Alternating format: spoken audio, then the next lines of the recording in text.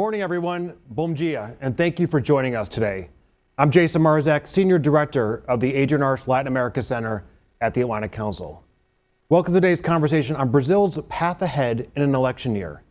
2022 is a highly consequential year for Brazilian democracy, with presidential, congressional, and state-level elections taking place in October. And the campaign and outcome will also shape the trajectory of Brazil's relations with the United States and its broader position in global affairs. These elections will happen amid a backdrop of political polarization and the need for forward-looking public policy to rebuild from the COVID pandemic. Democracy, its principles, and its benefits to citizens have been increasingly questioned in Brazil, but also in Latin America and the Caribbean, and frankly, across the world. This makes this year's votes all the more important. Today, we welcome to the Atlantic Council studios here in Washington, D.C., Sergio Moro, former judge and Brazil's former Minister of Justice. Sergio Moro became widely known given his role as the judge in the Operation Car Wash investigation that unveiled a network of corruption at the highest levels of the Brazilian government. He then joined President Bolsonaro's administration as Brazil's Minister of Justice, resigning in 2020. Minister Moro was, until last week, a presidential pre-candidate running as an alternative to the top two contenders, former President Lula and President Bolsonaro. Although his political future remains to be determined after leaving the Podemos party as its pre-candidate, he has not ruled out running for higher office as part of a new party. Minister Moro also continues to play a significant role in uniting the center in Brazil and speaking up on issues of corruption and security. With 6 months before the election, today's conversation will shed light on Brazil's fight against corruption, the state of its democracy, the role of the judiciary, and of course, the viability of a third-way presidential candidate in this year's elections. What is the role of the Brazilian judiciary and justice system in shaping political developments and other democratic institutions? And how could Brazil be transformed politically, economically, and socially as it recovers from the COVID pandemic and after this year's elections? Minister Moro, once again, thank you and welcome to the Atlantic Council. It's great to have you with us today. We look forward to an engaging conversation. I'm now going to turn it over to my colleague, Valentina Sader, who's the Associate Director and Brazil Lead at the Adrian Arce Latin America Center, who will moderate today's conversation. Valentina, over to you. Thank you, Jason. Welcome again, everyone. Welcome, Minister Moro, to the Atlantic Council. As a reminder, if you are joining us virtually, please make sure to follow us on Twitter at ACLatam and follow the discussion using the hashtag ACBrazil. If you are connected via Zoom, we welcome your questions, so please send them to us via the Q&A feature. Minister Moro, thank you again for joining us. Welcome to the Atlantic Council. Without further ado, I wanted to kick off our conversation discussing Brazil's democracy and the role of the judiciary. Across the world, we have seen significant questioning over how well democracy is actually functioning and serving the people. Brazil is not an exception. Minister Moro, given your career within the Brazilian justice system and more recently as former Minister of former Minister of Justice of Brazil, what do you see as the role of the judiciary in ensuring resilient democratic institutions and effective checks and balances? Thank you very much, Valentina. Thank you, Jason. Thank you for the invitation to be at the Atlantic Council. It's an honor for me. We copy in Brazil the United States model of the separate of the branches. So we have the executive, we have the legislative, the Congress, and also we have the judiciary branch. The Brazilian courts, they have the power of the judicial review of the laws. And we are seeing the last, especially in this administration, in this government, several attacks against the Brazilian judiciary from the government. And the judiciary is being important to resist some of these threats, some of these attacks, to give some kind of balance, political stability in Brazil. By the other side, it's unfortunate to say that the Brazilian judiciary, with all due respect, played a wrongful role in undermining the recent efforts in Brazil against the fight against corruption. Okay? We have a lot of improvements during the car wash operation. For the first time, we have seen in Brazil powerful businessmen, powerful politicians being held accountable for their crimes and starting to pay for them. It's important for a country that needs to be committed to the rule of law.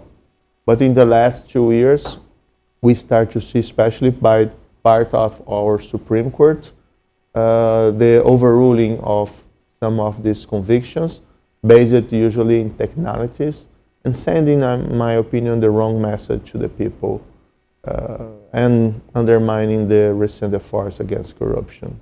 So if you put both things at the balance, there's some controversial about the results. So thinking about that in some of the mentions that you've made just now, how do you see as a way to balance the judicial oversight with nonpartisanship?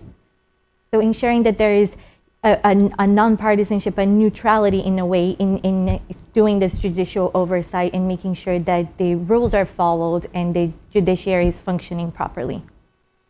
To be very honest, I believe we suffer in Brazil for a lack of leadership, especially at the presidential level.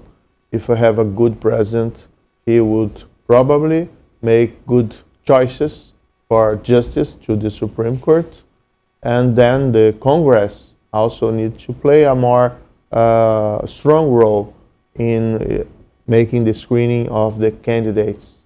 Without without a vision that you need to make our institution stronger, it's very difficult, because we copy the same model of the United States.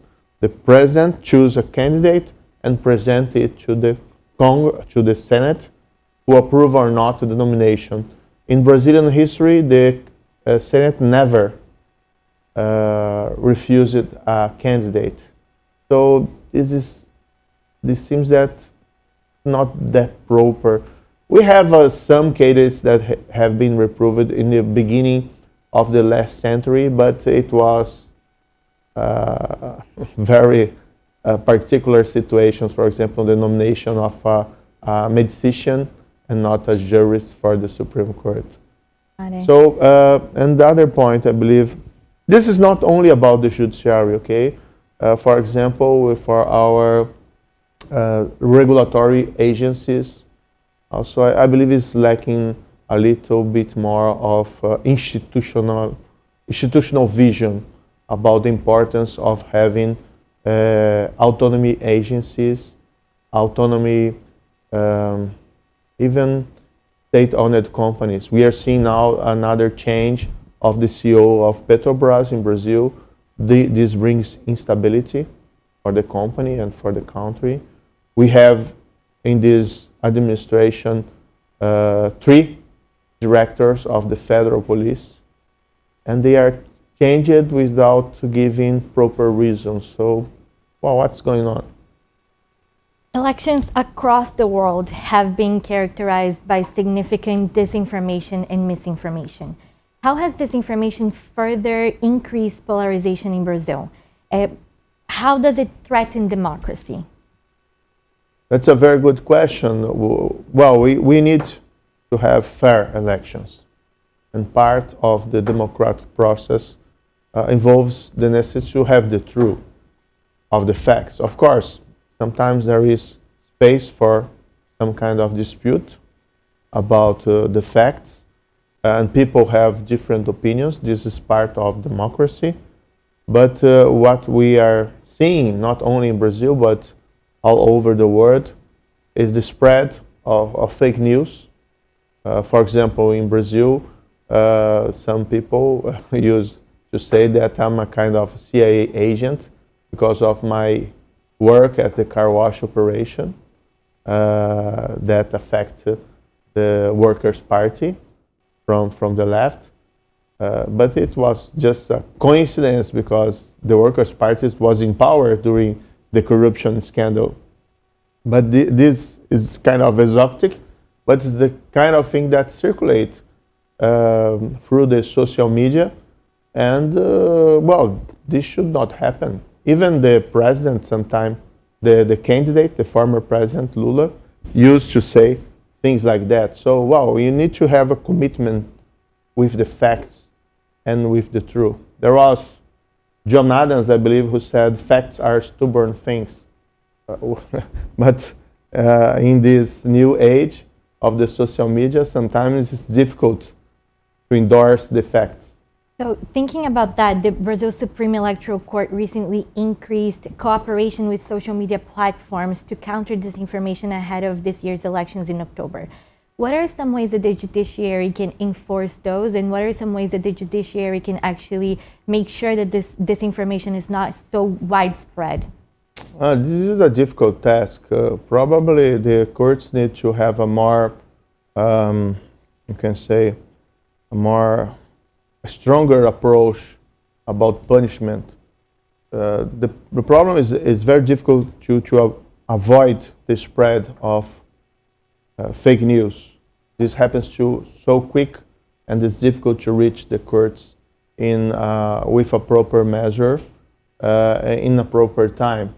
So maybe the point was to try to identify who is the author, who is the one who get the credits for this kind of misinformation, and punish him severely, even if maybe with the cassation of the candidature. Maybe we need to work on that. And of course, it's a problem because sometimes you could be seen as a kind of censorship, and maybe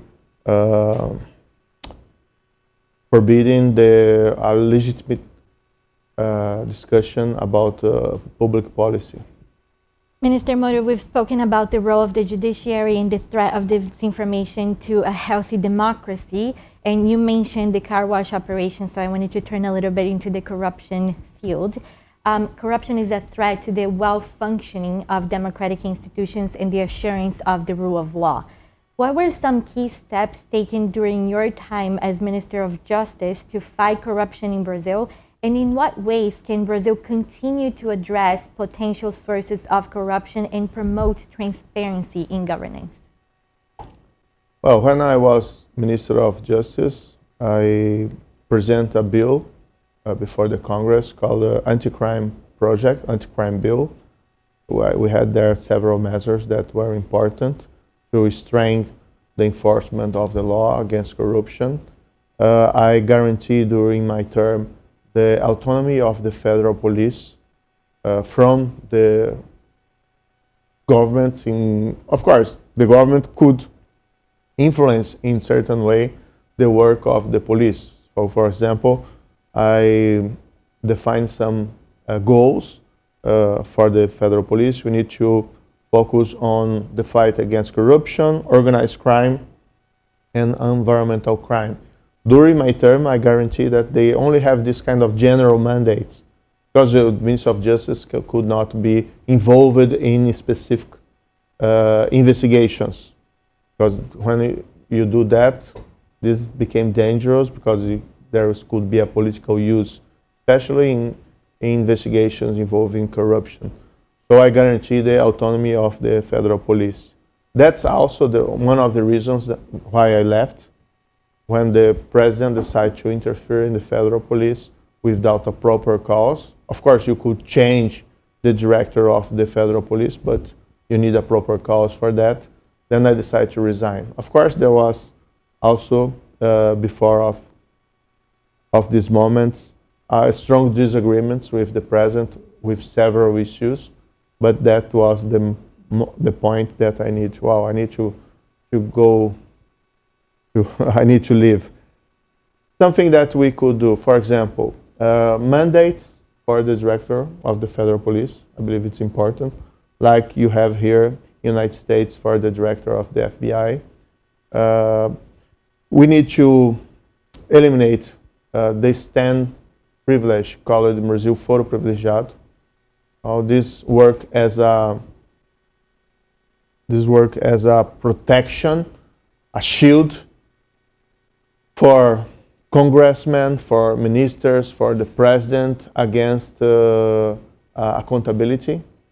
I'm not sure if all the audience is aware about what it is, the foro privilegiado.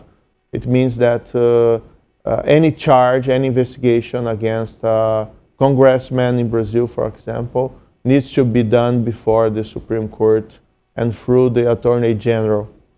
And this, in practice, acts as a tool for impunity. And also, I believe it's not healthy for the relation between the Supreme Court and the Congress and Supreme Court and the executive. Okay, so one point that we really need to do in Brazil is to eliminate foro privilegiado. There are several other measures. For example, the whistleblower programs. We know that here in the United States, the Dodd-Frank Act make a lot of improvements on this field. We in Brazil, we don't have strong whistleblower programs in the administration. I approved a law that provides some measures about whistleblower, but it was not implemented after I left the government. That's very sad. Talk about Brazilian domestic politics as well as a Brazilian foreign policy.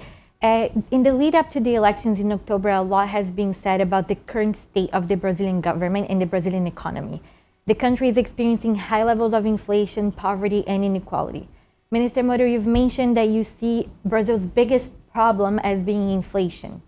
In your opinion, how can Brazil balance rising economic inequality with policies that actually promote investment and growth in Brazil, especially in this post-COVID scenario and situation?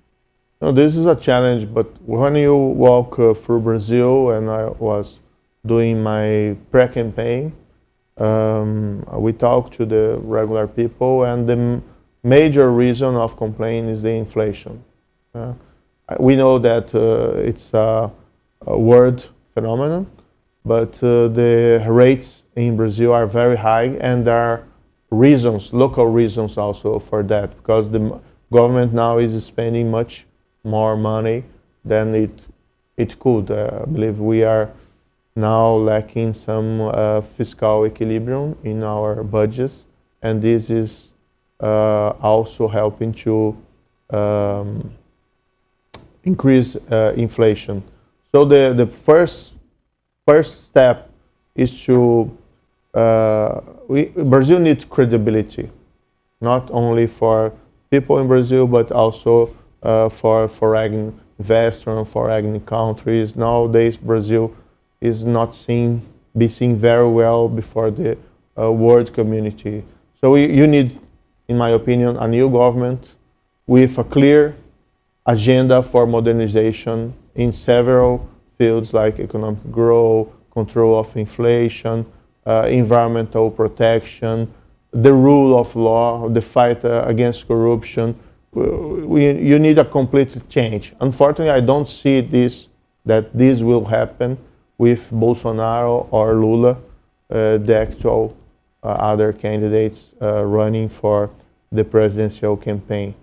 You need to make some steps back and start to understand what went wrong in the last years. Of course, we have the COVID crisis, the pandemic crisis, but I believe we could be in a much better situation now, even with the pandemic, with the proper policies. For example, this administration abandoned completely the reform agenda since at least 2020. The government made one important reform, the pension reform, and then even before the pandemic, abandoned the other major reforms like the tax reform. Minister Moro, the United States is Brazil's second largest trading partner. In investment terms, it represents almost a fifth of foreign direct investment to Brazil. The Atlantic Council has worked to strengthen U.S. Brazil economic ties, promoting key recommendations to both the U.S. and Brazilian governments to further bilateral trade and investment, working directly with the private sector from both countries. What are some policies that you believe Brazil's next president should prioritize to continue to deepen U.S. Brazil trade and investment ties and further Brazil's economic growth? We should make a free trade agreement with the United States. There are also some details that we could work. For example, smaller things like a tax agreement to avoid double taxation in a country, in both countries. We need to be more aligned with the Western democracies. What we have seen in the last months in Brazil with the Ukraine war was, in my opinion, shameful because the Brazilian government did not make it clear that the invasion of Ukraine was wrong, and this situation was a clear violation of the international law. Of course, Brazil wants to have good relations with every country. We want to be friendly neighbors of everyone.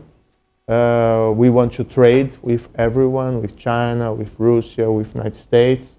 But also, I believe Brazil needs to take a stand. You need to sometimes take a stand and say, "Well, this is wrong. I don't agree with that." I'm not saying that, of course, Brazil should not go to war. Nobody is going to war. Sanctions is another thing, but a clear statement was mandatory, in my opinion, to align ourselves with the Eastern democracies. But in terms of trade, I said the free trade agreement with the United States would be a good thing. And also, I believe we need to do more in Brazil about the protection of the environment, especially in relation with the Amazon. We need to decrease the rates of the deforestation. In truth, we need to look for zero deforestation. And this will help us to bring more investments because we know also in the private sector now the importance of the ESG movement. You mentioned alliance with Western democracies in terms of foreign policy. So my next question to you is about how do you see, what are some key opportunities for U.S. and Brazil to cooperate further? What are some themes that the U.S. and Brazil could cooperate further on foreign policy issues? You mentioned the economy, you mentioned the war on Ukraine, you mentioned trade, and you mentioned also the environment. But what are some other sectors that we could be looking to deepen relations with the United States? Well, for example, one issue that's very important, the fight against corruption. Let's remember that it was very important during the car wash operation, the cooperation with the U.S. DOJ here. The U.S. DOJ also helps to spread the evidence of corruption, of bribery in other countries in Latin America. When the countries work together in cooperation, we could get good results. Okay. Also in terms about security of both countries, I believe we could improve our relation. And well, in my opinion, and sometimes Brazil have a problem of kind of anti-Americanism feeling. Maybe there is some reasons to complain against the United States, but sometimes just use it internally as a political argument without having a proper reason to invoke this kind of argument. I believe Brazil should be more aligned with the Western democracies, and of course, United States is a very important country to do that. Of course, not an automatic alliance. Brazil has a tradition of certain kind of neutrality. We don't want to enter in fights that belong to other countries, but we need to intensify our relationships. Minister Moro, you mentioned a few times the environment and the protection on climate. My question to you is about what is Brazil's role in actually protecting the environment further, and how can the next administration in Brazil further protect climate, the Amazon, and use the ESG, for example, that you mentioned, but also some other innovations on protecting the environment in Brazil and furthering that? First, we need to speak about the truth in Brazil.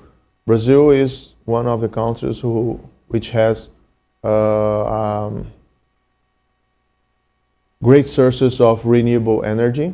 Okay, we are one of the greatest producer of food in the world, and this is very important. It will be very important in the next years, the next dates.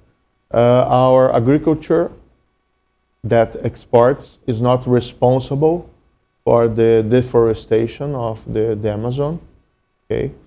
But by the other side, we are seeing the increasing rates of deforestation, and the government has the capability to deal with this issue. In the past, we were able to reduce deforestation, so we could do this again because now we have more technological tools.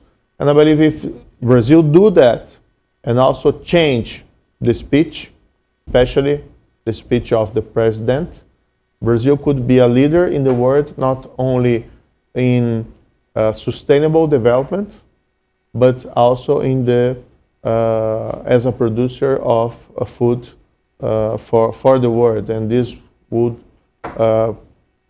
put Brazil again in a major role as I'll not say maybe a kind of leader in the world community. This would be very important for Brazil, not only to take another stand on this debate, but also showing to the world that Brazil recognize its responsibility in avoiding the worst consequences of the climate change.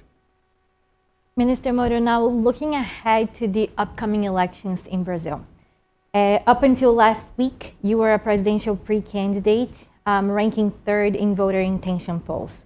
Last week, you announced your affiliation with the U.S Brazil party and concluded your presidential candidacy, at least temporarily. Minister Moro, I'm going to ask you the question that we've all been waiting to hear. What are your next steps? Can we expect to see you as a presidential candidate for the U.S Brazil? Will you run for senator or congressman instead? Will you take any political position? What are your next steps? Well, let's see the contest, okay? Everyone in Brazil, the press, the civil society, was saying that we need only one candidate of the center to be a presidential running at this election. Because if it's already hard to face polarization in Brazil between Lula and Bolsonaro. In a certain way, one feeds the other part. If the center is fragmented, as it was, I believe it would be very hard to face this challenge. So I make a decision to take a step back. I understand that I need a stronger political party to face the challenge of polarization, and I decide to affiliate at the U.S Brazil. And I make my name available for the party. I cannot go to a new party and say, oh, I'm the presidential candidate, but my name is there available for this position or other position that they understand that it could be worked, or I could not be a candidate of nothing. What I already said that I'll not be a candidate for a deputy, federal deputy, congressman. Okay, but the point is that if we are not, if we don't make some sacrifice to unite the center, we will go nowhere. And we need that the political world of the center need to be united to face the challenges of this the polarization. So on that topic, actually, the elections in October are already shaping up to be extremely polarized. Polls show a scenario in which the main contest will be between President Bolsonaro and former President Lula. You have recently been in conversation with key political figures in this upcoming election, like presidential pre-candidate Simone Tebet from the MDB, and now former governor of Rio Grande do Sul, Eduardo Leite, from the PSDB, who was just here last month, actually at the Atlantic Council, talking about a coordination of the center. Do you believe that there is still a space for an alliance of the center for a third way candidacy with a broad political base? And if so, what challenges would that candidate face in the upcoming elections and in the current electoral environment? There is a space. There are a lot of time until the election in October.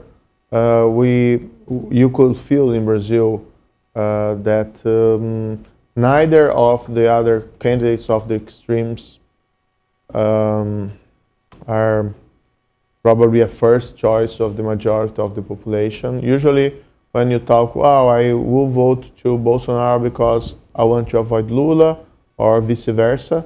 So the elections should be better than that. But we need to have a unique, in my opinion, candidate for the center with the support of the major political parties of the center. The main question is, are the political parties of the center, they really want to have a competitive candidate to run against the extremes? Or not? Does the country really want to have a candidate of the center to face the extremes? That are the main questions. I make my name is still available on the table. Of course, it depends on the decision of the president of the political party, Luciano Bivar, who is the main person in charge of the coordination of these efforts of the center. I said since the beginning that I would never give up from the presidency race, and that's true. I'm only making a step back because I felt that this is necessary to have the possibility to win against these extremes. Minister Moro, we received a question from the audience that I wanted to read for you. We received this question saying, even though you said that you gave up the candidacy for president at this moment, millions of Brazilians continue to say Moro or blank. So they are either going to vote for you or they're going to vote blank. What do you have to say to these Brazilians? Oh, and don't lose the hope. Well, I'm not sure about the result of this movement, okay? But I'm always available. I never give up from a fight. During the car wash, it was very hard because in a country that lives with impunity of grand corruption, we face the challenge, we suffer the consequences. Then when I went to the government, the same thing. We face, for example, the organized crime in São Paulo, as nobody no administration before have done, and I resign. I believe my act of resign in the Bolsonaro administration was an act of certain, I cannot compliment myself, bravery, because I suffer a lot of consequence, but I cannot agree with that administration. And now I put my name on this presidential race because I understand that Brazil needs something better than Lula and Bolsonaro, but I need the proper tools to go ahead. So I make this movement. My name is still available. It will depend on the decision of the political parties involving, and of course on the coordination of the president of the Union Brazil, Luciano Bivar. Anyway, I'll continue to contribute with my country in the way that it could be possible. But we need to unite the center to face Lula or Bolsonaro. we received another question from the Brazilian Times, actually, saying, if elected, so in terms, let's put it in terms of the next president, what's the strategy to approve the necessary reforms within Congress? You mentioned the tax reform, and you mentioned some of the reforms that this government has put out. What are some of the strategies to actually pass those reforms through, especially the administrative reform and the tax reform, for the next president, for the next government? You need to do this quickly in the first semester, using the civic energy. Let's think about someone defeats Lula and Bolsonaro at the elections in October. This person will have a victory with a lot of credibility and legitimacy, and need to push the reforms quickly in this first semester.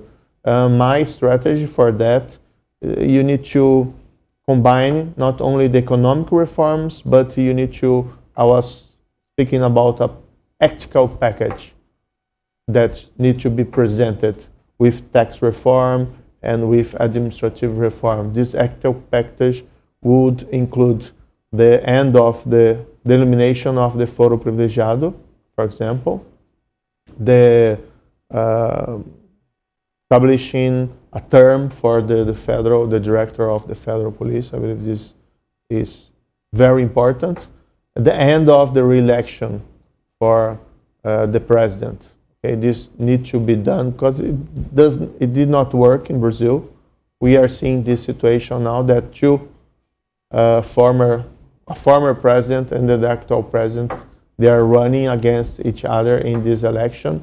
And in my opinion, usually this contaminates the term of anyone who gets there, because the person starts to think since the first day about his re-election and not in the benefit of the people.